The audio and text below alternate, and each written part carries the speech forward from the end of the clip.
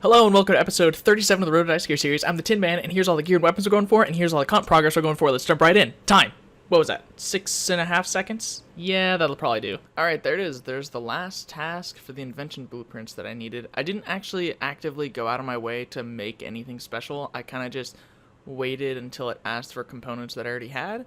So I definitely probably could have done it way earlier if I actually made some of the things it wanted me to do, but I decided not to since it's not really on my limiting factor, so I just decided to wait until it gave me really easy tasks where I just had to turn in like 100 head parts or something. And there it is. Invention gives me the blues. Doing some more AOD, and I'm really trying to focus on this boss because it's basically holding up my progress in everything that's not Telos. Because I'm waiting on getting the ranged T99 prayer to do solo nexus again, and I'm waiting on the melee T99 prayer to start camping out those last few aftershocks that I need from Vindicta.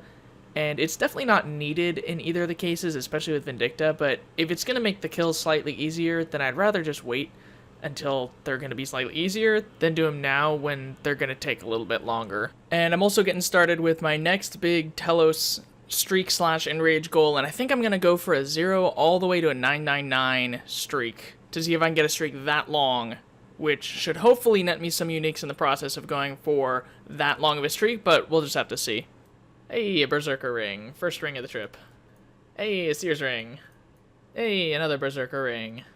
I'm just getting raining rings here. Hey, there's a Dragon Hatchet. Ooh, another Dragon Hatchet.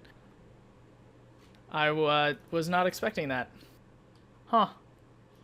I know that I've been close for a while, because I got a lot of range experience from Roari, but I never actually finished it out. Like, I've been less than a mil from 120 range for like a long ass time. I've mastered this skill. Is there anything else? Wow. Yes. Buy the ranged master cape. I'm gonna turn off customizations if I can figure out how to do that. There we go. There's the range cape. It doesn't match anything else what I'm wearing. Green and orange with blue. Water Fiend stats done. Pretty good charms, but not enough XP. I don't think I'm going to do them in the future. Especially when there's things like the shadow creatures and mammoths and all that kind of stuff that I can do instead. Ooh, Avian Seas. Oh, no, I should have done Black Dragons. I just clicked on the Avian Sea without seeing that the Black Dragons was the other option. Black Dragon tasks are way more rare. Plus, there's still the Queen Black Dragon seasonal going on. So, I could have done Queen Black Dragon. Speed kills again. Oh well, we'll get a Black Dragon task later. Hey! Orbital chestplate, first item. First item here. And probably the only item at this rate.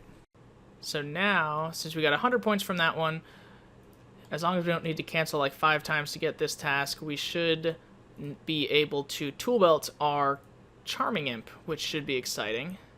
Water Fiends or Dagonoth? We are going to do Dagonoth because we like Dagonoth Kings. So we didn't have to spend any Slayer points canceling that, so we are going to learn how to attach the Charming Imp to our tool belt. There we go. Added tool belt. Nice. Now we will never forget that ever again. And we'll save an inventory space for a lot of places. No. And he's about to do so much power, so I think I'm dead. Death's office. Yeah, that's unfortunate. Well, rip that 2 hours or whatever that I spent. Continuing with Telos, and at these little enrages, I was finding it really hard to not just make really dumb mistakes and just die. So, I mean, I'm thinking that I might just skip the lower enrages in the future. They recently released the drop rates, so I might try streaking from 100 and go for a 109.99 streak or something like that. I'm not really too sure yet, but the low enrages I'm not really a fan of. Oh, whoa. That's the Telos pet. I didn't even realize. Neat. That's pretty cool. I didn't even realize that I got that for a sec. I was just like, you know, doing my thing, putting the ring on, adren stalling, and then I guess we got the pet. Nice. That's pretty cool. I'm going to claim that one. 'Cause there's a couple, like, Beastmaster Durzag, I think I'm going to get and destroy a bunch of times, because I'm probably going to never stop doing that boss, because I like doing raids, but Telos, I could see myself being done with it someday, at some point, so, yeah. Claiming that pet right there. Let's see what that one looks like. Nope, I'm adren stalling, and I can't show you the pet while I'm adren stalling.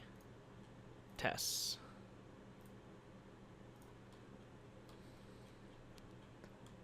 Nice.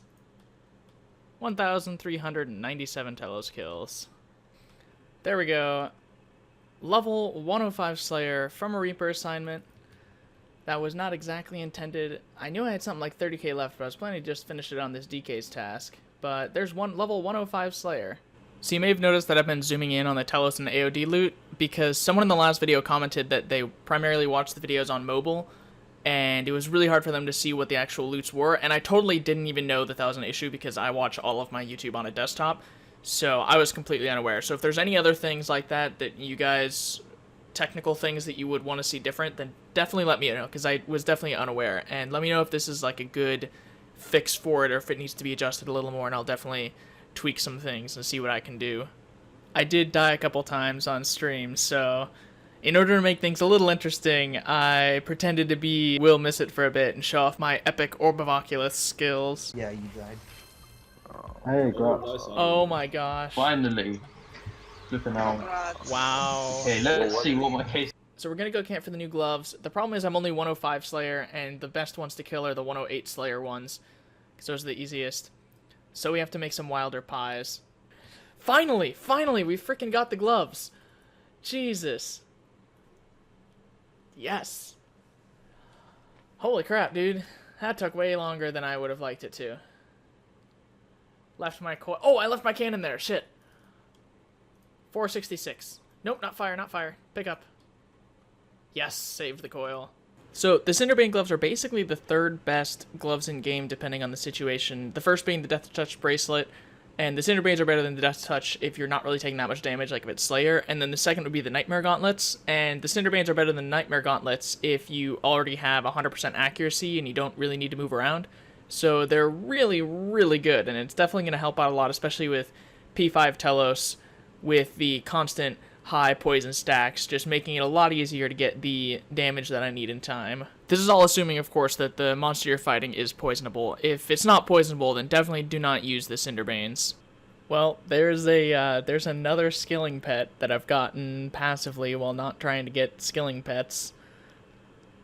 While making shield bows for Precise 4 Equilibrium 2 attempts, I guess I just got Flow. Wherever the bottom of my bank is. There's Flow. Another skilling pet. As I said, there's not many more skilling pets I could get while not trying to get skilling pets. Hold on. 1, 2, 3, 4, 5, 6, 7, 8, 9, 10 skilling pets. There's Flow. Just over 20 mil experience. And out of the skilling pets I have left, I think there's only really a couple more that I could realistically get while not going for skilling pets. I could get the runecrafting pet while making nature runes for the alch machine.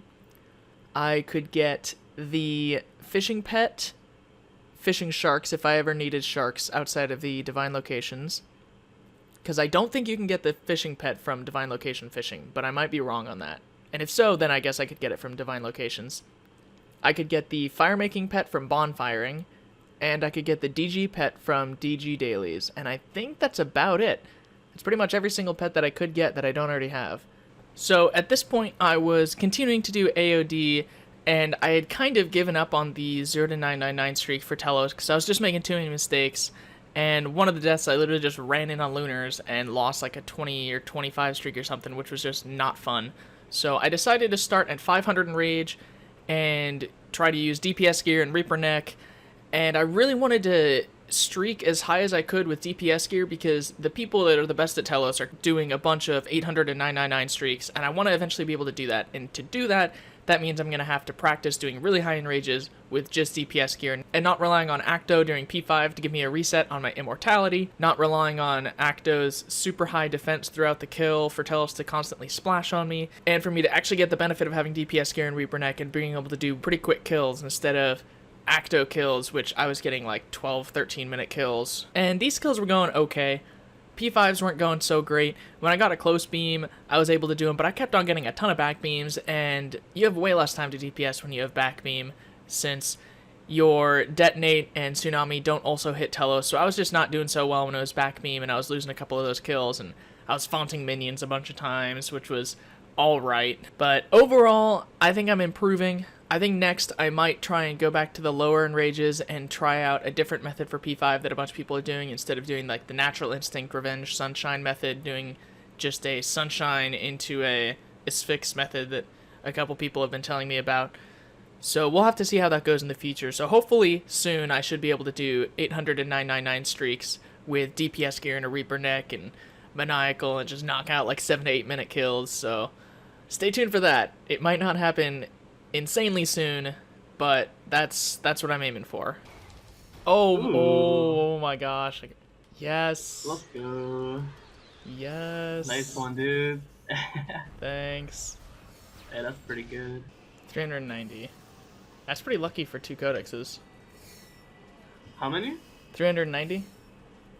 Yeah, that's pretty good. I think they said it was 1 in 250, right? Yeah. Or slightly Something like that. slightly rarer than that. YouTuber lock. Yeah. Is it Desolation that's the range one?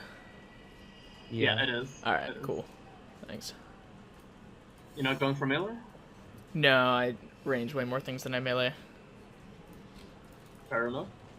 Yeah, and he's meleeing ranging AOD. Oh, yeah, true.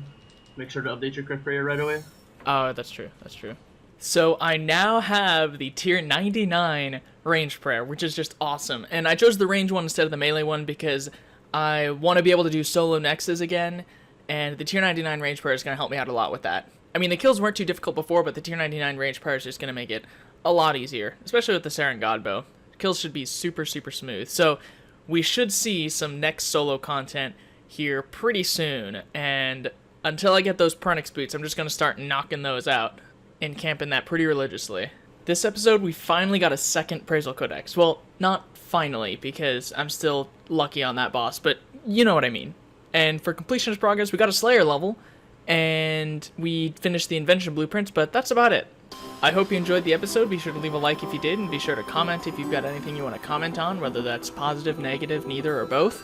And be sure to subscribe if you want to see more.